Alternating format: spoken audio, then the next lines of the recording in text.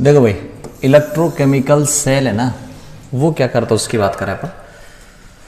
कौन सी एनर्जी को कौन सी में कन्वर्ट करेगा, देखो ना, केमिकल एनर्जी को ये कन्वर्ट कर देगा किस में,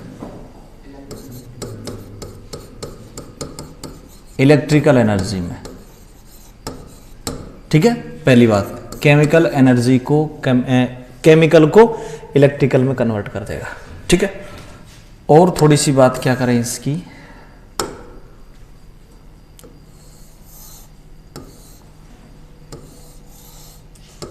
बनाया कैसे इसको, देखो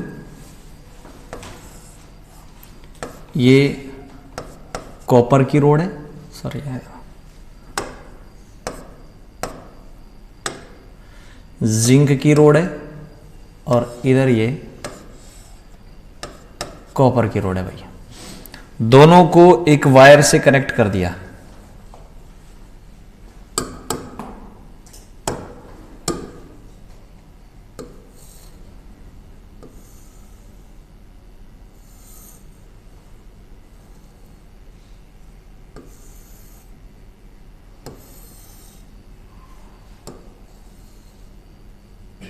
ठीक है भाई, किससे कनेक्ट कर दिया, एक वायर से, और वायर से कनेक्ट करने के बाद इस प्रकार से इसमें एक साल्ट ब्रिज लगा दिया भाई।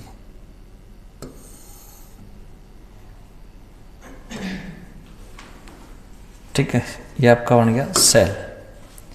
यहां पर एक वोल्टमीटर एमीटर लगा दे, इसको बंद कर दिया ऐसे, और इसके अंदर एक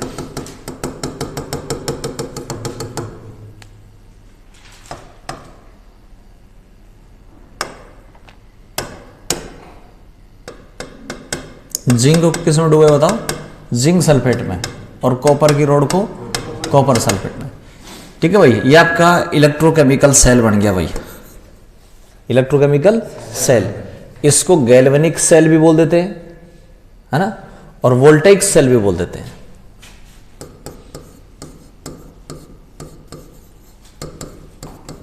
वोल्टा ने बनाया था इसलिए वोल्टेइक सेल भी बोल देते हैं, और इसको गैल्वेनिक सेल भी बोल देते हैं, क्योंकि गैल्वेनी ने बनाया था, गैल्वेनी ने बनाया था, इसलिए गैल्वेनिक सेल भी इसको बोल देते हैं। तो वोल्टेइक सेल बोल दो, गैल्वेनिक सेल बोल दो, और ये सेल डेनियल ने बनाया था, इसलिए इसको डेनियल सेल भी आप बोल सकते हैं। ठीक है, और ये इलेक्ट्रोकेमिकल सेल तो है ही।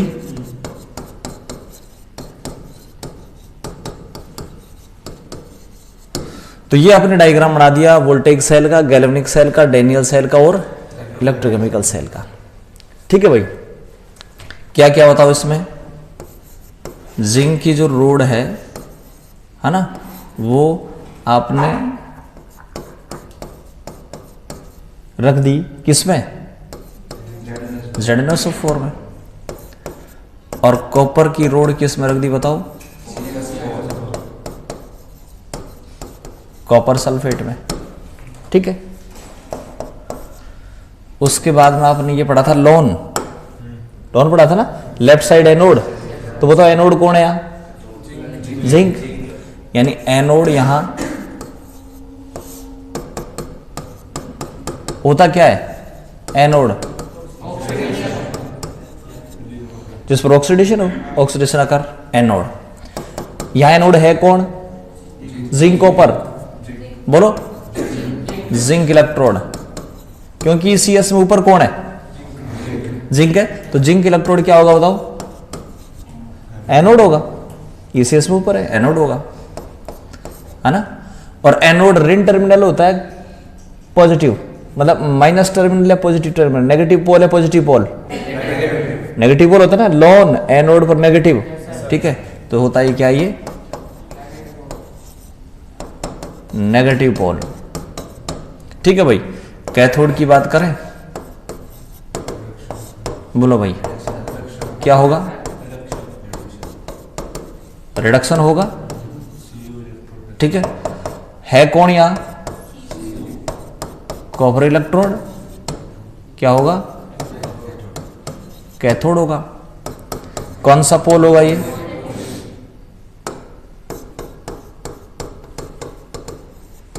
पॉजिटिव पोल होगा, ठीक है। उसके बाद हम बात करेंगे इसकी रिएक्शनों की, किसकी, रिएक्शनों की। सेल की रिएक्शन, सेल की रिएक्शन किस पे, एनोड पर। एनोड किसका बना है, देखो एनोड का मींस ऑक्सीडेशन, और ऑक्सीडेशन का मींस इलेक्ट्रॉन रिलीज। कौन इलेक्ट्रॉन रिलीज करेगा, जिंक इलेक्ट्रॉन रिलीज करेगा, Zn+2+2 इलेक्ट्रॉन। कैथोड को रिएक्शन बोलो, कॉपर ना, कॉपर इलेक्ट्रॉन लेगा, अपन ये कहेंगे कि कैथोड पर क्या होगा, रिडक्शन, और ये क्या करता है, इलेक्ट्रॉन, ठीक है। कौन, कॉपर ना, तो Cu+2 2 इलेक्ट्रॉन लेगा और कॉपर के रूप में जमा हो जाएगा। दोनों को जोड़ दोगे तो क्या आ जाएगी, नेट आ जाएगी, नेट सेल रिएक्शन आ जाएगी। कैसे लिखेंगे भाई, कॉपर प्लस Zn से Zn प्लस कॉपर। एनोड कौन है, इसकी OS में बढ़ेगी घटेगी, ऑक्सीडेशन है, ऑक्सीडेशन का मींस OS बढ़ जाएगी ना। एनोड कौन है, जिंक की OS बढ़ जाएगी, Zn से Zn+2, और कॉपर की OS, समझ आ गई ये बात है। अपन ने उसमें पढ़ लिया था पूरा पूरा, जब मैंने नोट लगवाया था उस नोट में सारा ही है, ये रिएक्शन भी है दोनों। सेल रिएक्शन कैसे लिखते हैं, ये बन गया आपका सेल भाई, क्या बन गया, ये सेल बन गया। वापस चलो एक बार मैं बताओ, इसमें ये जिंक क्या करेगा, इलेक्ट्रॉन रिलीज या गेन, एनोड है ना, क्या है ये, एनोड है, इलेक्ट्रॉन रिलीज करेगा। ये क्या बताओ, तो देखो इलेक्ट्रॉन जाएंगे, जिंक ने इलेक्ट्रॉन रिलीज कर दिया ना, इलेक्ट्रॉन चले गए, ये गए जिंक रोड से कॉपर रोड की तरफ, एनोड से कैथोड की तरफ। इलेक्ट्रॉन और करंट का फ्लो अपोजिट होता है कि नहीं, इलेक्ट्रॉन किधर जा रहा है, तो करंट बोलो, सही है। Zn किस में बदल रहा है, Zn से Zn+2, तो ये Zn सॉल्यूशन में आ जाएगा किसकी रूप में, बोला सही नहीं, और 2 इलेक्ट्रॉन रिलीज कर दिए, इलेक्ट्रॉन इधर आ गए। यहां क्या भरा था आपने, इसमें कॉपर सल्फेट, इसमें क्या भरा था आपने, ZnSO4। देखो एक चीज बता दूं आपको, इलेक्ट्रोकेमिकल सेल सिलेबस में से हटा दिया, ध्यान रखना भाई, है ना। लेकिन इन्होंने क्या किया, कुछ चैप्टर ऐसे हैं जिनमें से ना दिमाग नहीं लगाया इन्होंने, इस चैप्टर में तो बिल्कुल नहीं लगाया इन्होंने। पहला सॉलिड स्टेट बिल्कुल सही किया, लास्ट का मैंने पहले कहा था आपसे कि लास्ट का पोर्शन तो हटेगा इसमें से, कन्फर्म है, उसका हटा दिया, कोई दिक्कत नहीं। इसमें जो हटाना चाहिए था ना, वो इन्होंने हटाया नहीं, लास्ट वाली चीज हटानी चाहिए थी इनको। अब इन्होंने पता है क्या, बेस हटाया, बेस तो हटा दिया और बाद की चीज रख दी, यानी इलेक्ट्रोड पोटेंशियल रख दिया। अब ये पूछे कि जब तक आप सेल नहीं पढ़ोगे मेन इलेक्ट्रोड पोटेंशियल कैसे समझ में आएगा, ये सेल समझ में नहीं आएगा तो इलेक्ट्रोकेमिकल सीरीज कैसे समझ में आएगी। हरिवासन भाई ये टॉपिक दे दिया क्या, सेल का मेजरमेंट ऑफ ईएमएफ, क्या टॉपिक दे दिया? मतलब सेल पोटेंशियल का मेजरमेंट दे दिया। और सेल पढ़ाई मेजरमेंट कैसे करोगी भाई बताओ? ऐसे वो कर दिया इन्होंने, है ना। तो मेरा कहने का मतलब पढ़ना पड़ेगा भाई, ये पढ़ना पड़ेगा। अरे बस भाई ये हटा दिया, इसका सेल पोटेंशियल हटा दिया, मेजरमेंट रख दिया, मतलब उल्टी सीधी कर दी इस चैप्टर में। बाकी और जहां तक चैप्टर सब में बिल्कुल सही है, ठीक है ना भाई। इस चैप्टर में थोड़ा सा है तो कोई बात नहीं, सेल पढ़ लेंगे, पढ़ भी लिया था तो थोड़ा सा पढ़ लेंगे और क्या फर्क पड़ जाएगा, उसमें कोई दिक्कत नहीं है ना भाई। तो ये Zn+2 के रूप में आ गया। अब बताओ ये जो सॉल्यूशन है, और जिस चैप्टर में ऐसा होगा ना भाई उसमें तो मैं पूरी चीज पढ़ाऊंगा, ठीक है ना।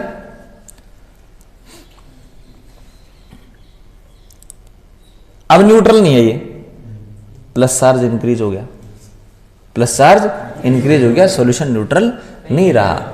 इधर देखो, अब इधर प्लस का दो माइनस का दो, न्यूट्रल है ना। लेकिन जो ही मतलब तार से जोड़ोगे, तार से जोड़ते ही इधर दो इलेक्ट्रॉन आ जाएंगे। इन इलेक्ट्रॉनों को देखते ही ये जो Cu+2 है, बताओ यहां जाएगा कि नहीं है? वहां जाएगा, दो इलेक्ट्रॉन लेगा, इस पर डिपॉजिट हो जाएगा। सही है कि नहीं? इसमें कौन से आयन इंक्रीज हो जाएंगे, कौन से आयन की कंसंट्रेशन इंक्रीज हो जाएगी? SO4-2 की, यानी यहां माइनस बढ़ जाएगा, इधर बात समझ में आएगी नहीं। ये जिंक Zn+2 के रूप में आ गया, रिएक्शन में देख सकते हैं आप, ये रहा जिंक Zn+2 के रूप में आएगा, तो विलियन में Zn+2 बढ़ जाएंगे सॉल्यूशन में, और यहां इलेक्ट्रॉन लेकर के कॉपर डिपॉजिट हो जाएगा। वापस आ जाओ, देखो कॉपर यहां गया, डिपॉजिट हो गया। तो बताओ कॉपर की रोड लगातार क्या होगी, मोटी या पतली? मोटी होती जाएगी ना।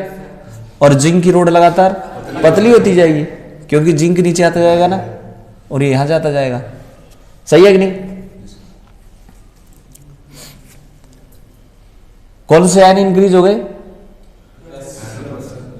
Zn+2, यानी प्लस चार्ज इंक्रीज हो गया इस सॉल्यूशन में। अब ये दोनों सॉल्यूशन न्यूट्रल नहीं है भाई, तो इन दोनों सॉल्यूशनों को न्यूट्रल करने के लिए अपने क्या जोड़ रखा है बताओ? साल्ट ब्रिज जोड़ रखा है भाई। इस साल्ट ब्रिज में बहुत सारे साल्ट भरे जा सकते हैं।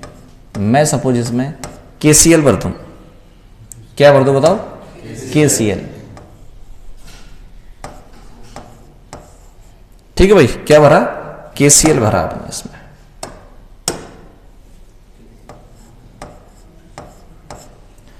इधर कौन से आयन बढ़ गए थे? प्लस। बताओ इस नली में से यहां होकर के कौन आएगा बाहर? Cl- आएगा ना। यहां कौन से आयन बढ़ गए? SO4-2, तो कौन आएगा बताओ? K+ आएगा। तो नल इस ये जो साल्ट ब्रिज है, साल्ट ब्रिज में KCl भर दिया। पता चला ना क्यों भरा ये? साल्ट ब्रिज लगाने का रोल समझ में आ गया ना।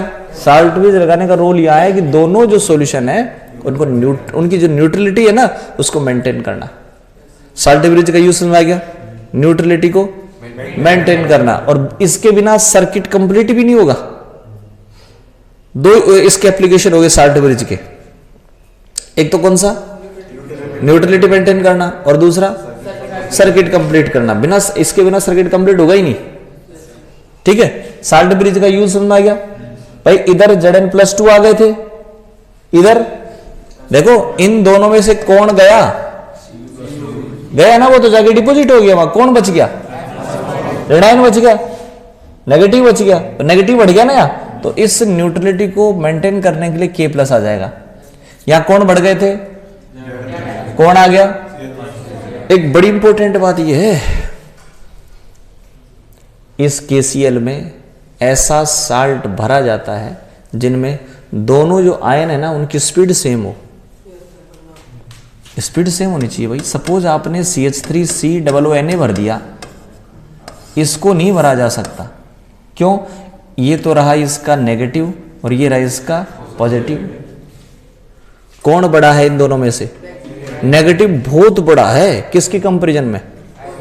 क्यों, एक कार्बन ये रहा, एक कार्बन ये रहा, 3 हाइड्रोजन 2 ऑक्सीजन, ये तो बहुत बड़ा हो गया भाई। और इसकी कंपैरिजन में सोडियम छोटा है, तो दोनों की स्पीड में बहुत डिफरेंस आ जाएगा। सोडियम तो जल्दी पहुंच जाएगा, लेकिन CH3COON यहां बहुत लेट पहुंचेगा। जबकि होना क्या चाहिए था, दोनों सॉल्यूशन एक साथ न्यूट्रल होने चाहिए थे। भाई न्यूट्रलिटी अगर मेंटेन करनी है तो दोनों सॉल्यूशन की तो न्यूट्रलिटी मेंटेन करनी है, तो साल्ट कौन सा भरें इसमें, दोनों आयनों की स्पीड सेम होनी चाहिए। बात समझ में आ गई, ठीक है। और जब साल्ट ब्रिज, हालांकि साल्ट ब्रिज वगैरह कुछ है भी नहीं, तो अपन को ये पता लग गया ना भाई कि साल्ट ब्रिज क्यों लगाया और कौन सा साल्ट इसमें जनरली भरा जाएगा भाई, ठीक है। अब इसमें ये बताओ मेरे को स्पीड से, एनोड ऑक्सीडेशन, इलेक्ट्रॉन रिलीज करेगा, लेफ्ट साइड लिखा जाएगा, ये लोन से पता चल गया था, पता चलेगा लोन से। और उमा क्या करी थी, ऊपर वाली मेटल एनोड होगी, तो ये भी पता चल गया दोनों में से एनोड कौन सा कैथोड कौन सा है। इलेक्ट्रॉन रिलीज करेगा एनोड, तो इलेक्ट्रॉन किधर जाएंगे, एनोड से, तो करंट या इलेक्ट्रिसिटी। वोल्टा ने बनाया था वोल्टेइक सेल, गैल्वेनी ने बनाया था सबसे पहले गैल्वेनिक सेल बोल दो, और ये सेल डेनियल ने बनाया था, इसलिए इसको डेनियल सेल भी बोल देते हैं भाई, ठीक है। ये समझ में आ गई सारी चीजें, और तो ठीक है भाई। आगे चले, देखो इस पे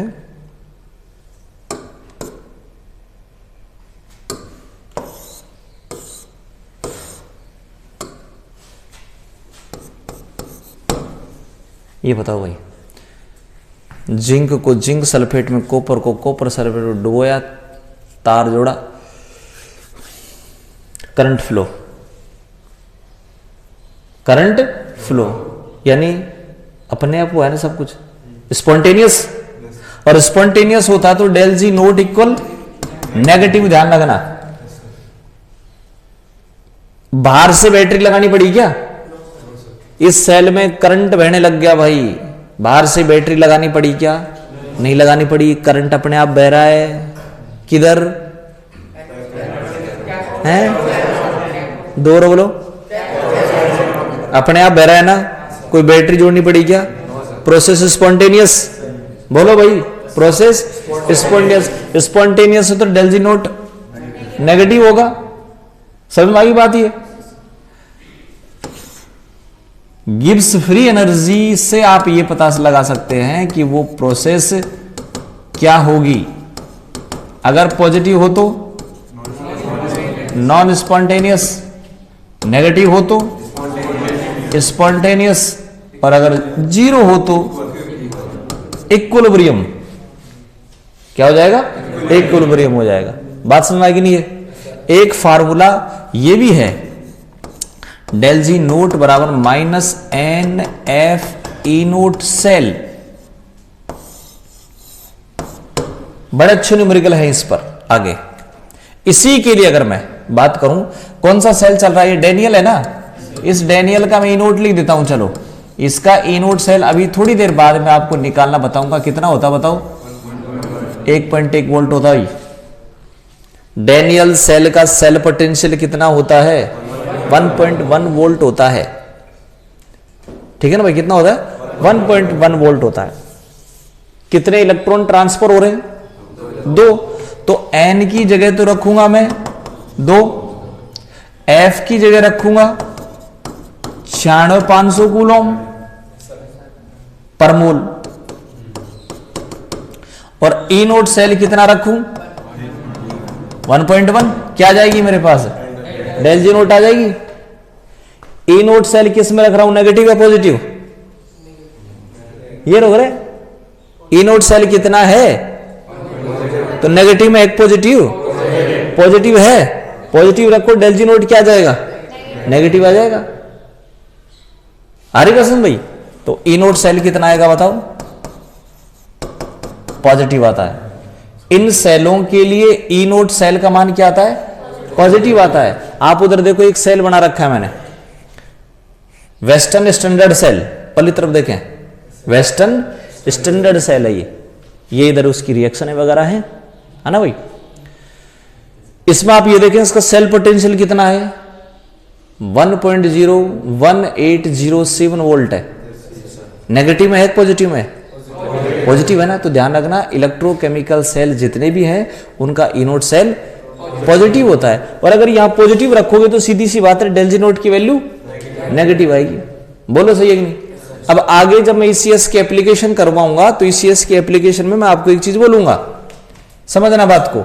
ये रिएक्शन है, रिडॉक्स रिएक्शन है। रिडॉक्स क्या होती है? ऑक्सीडेशन रिडक्शन दोनों एक साथ हो जाए, ठीक है, रिडॉक्स है। ये रिडॉक्स पॉसिबल है या नहीं तो मैं पता क्या बोलूंगा, अगर इस रिएक्शन के लिए डेल जी नोट का मान नेगेटिव आ जाए तो ये पॉसिबल अपने आप हो जाएगी, सही है कि नहीं? और डेल जी नोट का मान नेगेटिव जब आएगा जब ई नोट सेल पॉजिटिव होगा। तो मैं यहां पर इस डेल जी नोट को नहीं घसीटूंगा, मैं तो सिंपल ये बोलूंगा कि इस रिएक्शन के लिए अगर ई नोट सेल पॉजिटिव आ जाएगा तो ये पॉसिबल होगी। बोलो सही कि नहीं? इसको नहीं घसीटूंगा यहां, किसको? Del G note. और घसीटना चाहो तो घसीट लेना, सही है कि नहीं? तो बताओ कौन सी रिएक्शन पॉसिबल होगी जिसमें ई नोट सेल पॉजिटिव आ जाए? निकालना बताऊंगा आगे मैं, वे तो प्रूफ बताएंगे सारी चीजें। उमा ने जो जो बात कही थी वो सारी प्रूफ करेंगे आगे अपन, ठीक है? ये बताऊंगा आगे, इस बात को छोड़ो। आप तो ये बताएं कि इस सेल का ई नोट सेल कितना आता है? कैसे आएगा? जस्ट अभी आ जाएगा 2 मिनट बाद में। 1.1 कैसे आया? ठीक है, तो पॉजिटिव होता है। और अगर ई नोट सेल पॉजिटिव है तो डेल जी नोट निकाल के देख लो, नेगेटिव आएगा। और डेल जी नोट नेगेटिव आ रहा है, इसका मतलब प्रोसेस स्पॉन्टेनियस। और वैसे भी स्पॉन्टेनियस है भाई, जिंक को जिंक में डुबो दो, कॉपर को कॉपर में, वायर जोड़ते ही करंट फ्लो, इसका मतलब प्रोसेस स्पॉन्टेनियस है। आगे बात यहां तक समझ भाई। ये हो गया आपके पास कौन सा सेल? Electrochemical cell. कोई दिक्कत नहीं है इसमें, ठीक है? इलेक्ट्रोकेमिकल सेल के बाद अपन इसका आगे का पार्ट ले लेते हैं, सेल का रिप्रेजेंटेशन भाई, ठीक है ना भाई? ये इसका सिंबल सिस्टम ले लेते हैं, ठीक है ना? अपन ने ये कहा था कि किसी को सेल को रिप्रेजेंट करना हो, सिलेबस से हटा दिया तो कोई बात नहीं, अपन इनको शॉर्ट में लिख देंगे, शॉर्ट में पढ़ लेंगे भाई, रामायण नहीं लिखेंगे, शॉर्ट में पढ़ लेंगे। कैसे? एसी, है ना?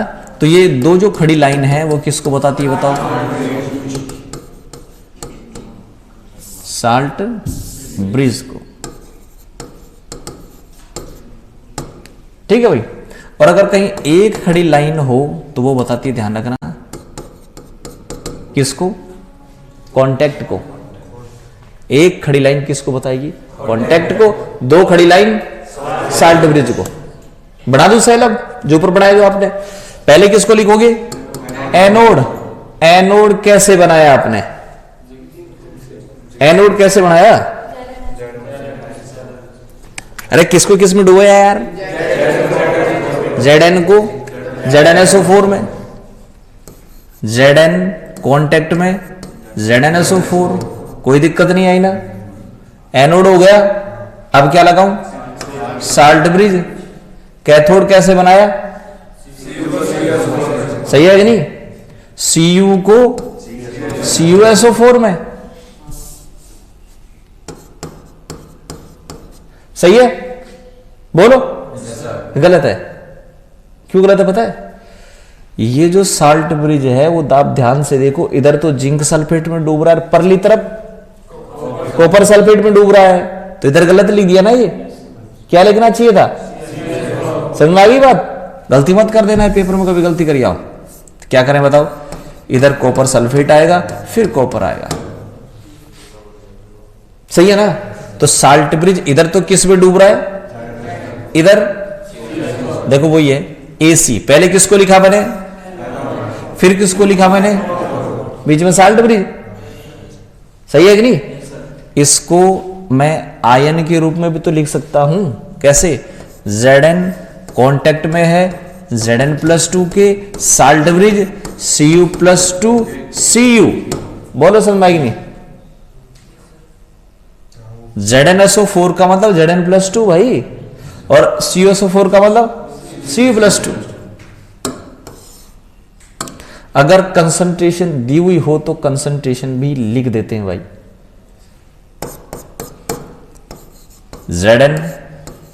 Zn प्लस 2 की concentration 1m salt bridge, Cu plus 2 की कंसंट्रेशन 1m कॉन्टैक्ट Cu। क्या लिख दी मैंने बताओ?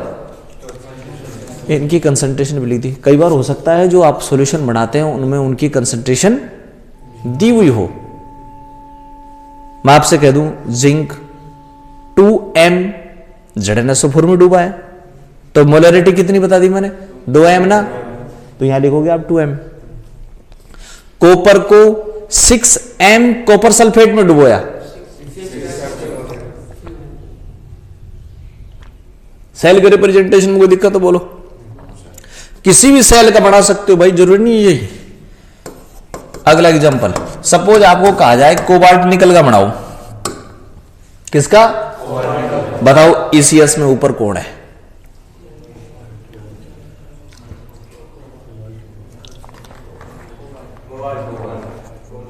तुमने याद नहीं कर रखी ना ECS? कहीं बीच में से पूछ लो, कोनी सुने प्रभु, को नी तो ऊपर कौन है? कहीं से भी अगर पूछ, देखो अगर आपने फेर रखी है ECS तो उसको कहीं से भी स्टार्ट कर लो। अलमस्त मनमोजी जन्म कराओ, बोलो सही कि नहीं? फिर नीचे उड़ जाओ। हक्कू आई हद से आज, हज HG, हज से आज AG। तो तुम्हारे याद नहीं है अभी भाई, इसलिए थोड़ी दिक्कत आ रही है। दोबारा बताओ, कोबाल्ट और निकल का सेल बनाना चाह रहा हूं ECS में, ऊपर कौन है? बड़ा सिंपल है। तो कोबाल्ट क्या होगा बोलो? एनोड होगा ना। तो कोबाल्ट कांटेक्ट में कोबाल्ट प्लस 2 के साल्ट ब्रिज Na प्लस 2 से Na। बोलो बात सुन भाई कि नहीं? ये सेल बन गया यार, बड़ा सिंपल है। ठीक है, सेल का रिप्रेजेंटेशन हो गया, कोई दिक्कत नहीं। चलो आगे अब। ठीक है, देखो जो हटाया जो पोर्शन मैं खत्म कर देता हूं आज, ये लो और समझ में आ जाएगा सारा। ठीक है,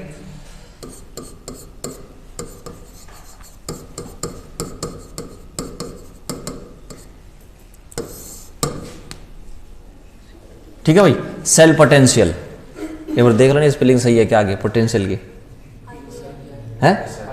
ठीक है ना?